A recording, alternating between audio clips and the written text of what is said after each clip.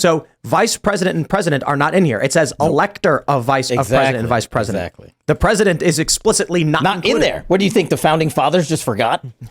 Well, I mean, this was Civil War era. No, I know, but like they were contemplating, what if we have to kick out these people from office? They contemplated kicking out the president, and they said, no, that power is not going in the Constitution. I mean, that was their decision. Hasn't been overturned in 250 so then where, some years. Where does this all go? I mean, Supreme Court. I mean, all of it. Yeah, but I don't see the Supreme Court right now siding against Trump on this matter. No, it's not. But it's going to take like 3 years. I was going to say, how long will it take? Drain resources. Yeah, that's it. I mean, look, they're doing it to like I've spent $500,000 in attorney's fees on January 6th subpoenas, special counsel subpoenas. I'm just one of the guys. I mean, this is what they want you to do. Cop a plea, bend the knee. We'll give you the book deal. You know, Cassidy Hutchinson goes out in the world and lie. Literally, it's hilarious to me that her most promising statement of truth was President Trump reaching through the beast and trying to grab the steer. Have you been in the beast? I have. There's bulletproof window between the driver and the car part of where President Trump, was she Hulk? Did she punch through the glass window? And how did she see, Trump, right? And how did she even see it? If someone told me that Donald Trump got really green and big, and then I'd have to believe it. I think bulletproof glass just gets out of his way. They're too scared of him. So he's the new Chuck Norris. They'll just right. There's a he Diet just looks at Coke. It and it bursts apart.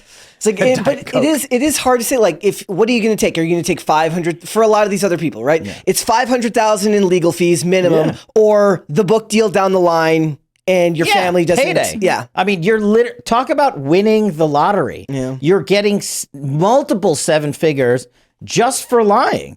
And you're going to be glorified in the media. The back end of what we have to deal with is if you like look up my name in the media, I might be the Antichrist if you believe what the New York Times has said about me. But they will just defame you. They will make up stories. They will attack your family.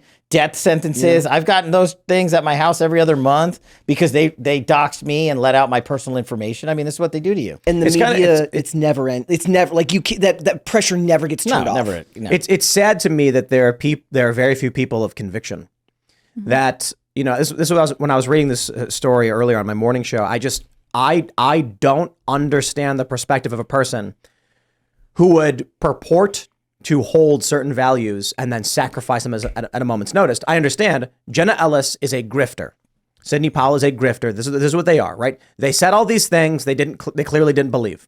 Because the question I have to ask people is like, are you religious? Yeah. Christian? Hindu. If you were forced by a court to renounce your faith, otherwise you go to jail, would you do it? They go pound sand. I'll go to jail. Right. And I'm like, the reason I bring up religion is because this is something that people truly feel as a conviction they cannot sacrifice. Yeah.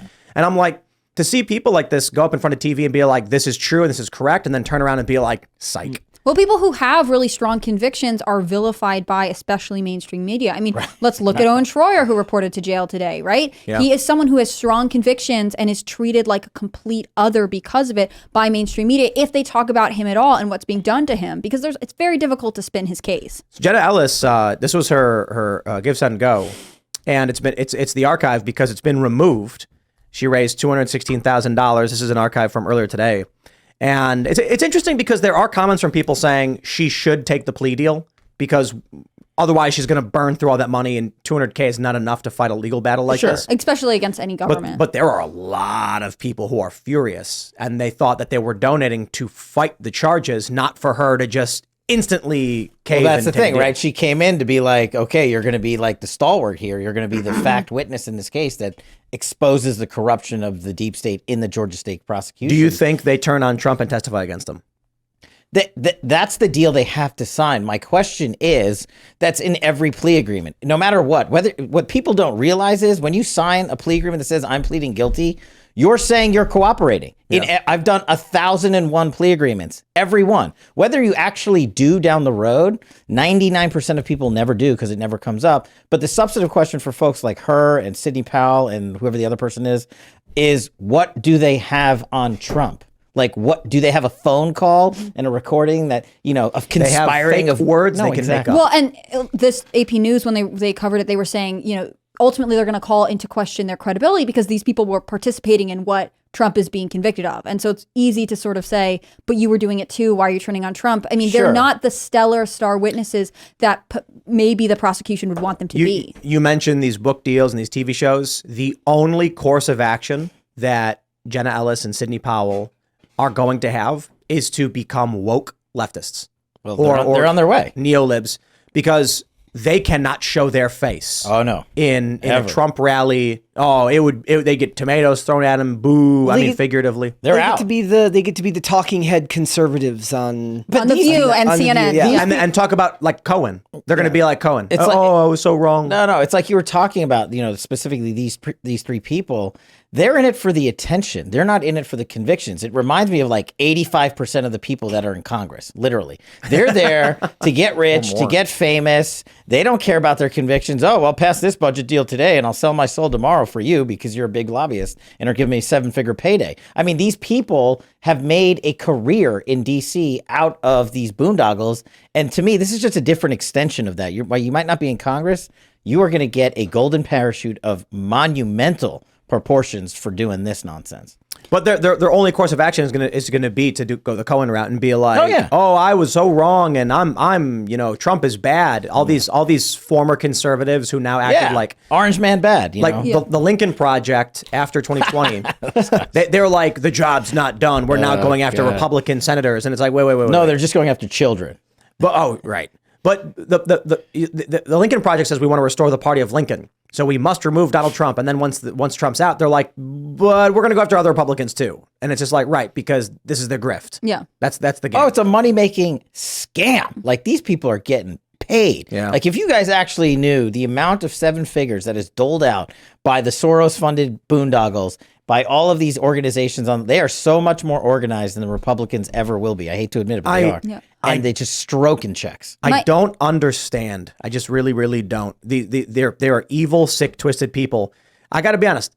There's a certain point where money doesn't do anything for you. And I'm like, why sell? Why destroy everything around you for something that you couldn't even really do anything with? Like, to elaborate, you get to a certain point of wealth, and I quite literally mean this speaking from experience, where it's hard to track things that you're buying and what you're investing in, and you hire people to do it. And it's just like, for what purpose does it doesn't enrich your life? I mean, for me, a lot of the stuff we do here at Timcast is like investing in the projects, the missions, the people, the culture, building things. Like, we bought a building because we're going to open a coffee shop. But for people in this world, when it comes to news and politics, for what reason does Nancy Pelosi need $200 million net worth to sell out and destroy the country? I'm sorry, some people are just evil. There are jobs that you don't really expect people to make a lot of money in, and we all hear Congress. Politicians say, "I'm here for public service." The most lucrative career I could have gone into. Right. The question for me is, with these plea deals, they'll run out, right? We now have 3 people who are willing to testify. At a certain point, Georgia's going to want to have a pretty big show if we've convicted all these people. There are 15 co-defendants left. So let me ask you, Kash. At a certain point, they stop offering plea deals because they've got now 3 cooperating witnesses who will testify against the others. Yeah, I think they keep going only because it's free press. Every day, Donald Trump's just a little more guilty. Well, that guy's guilty. That girl's guilty. She's guilty.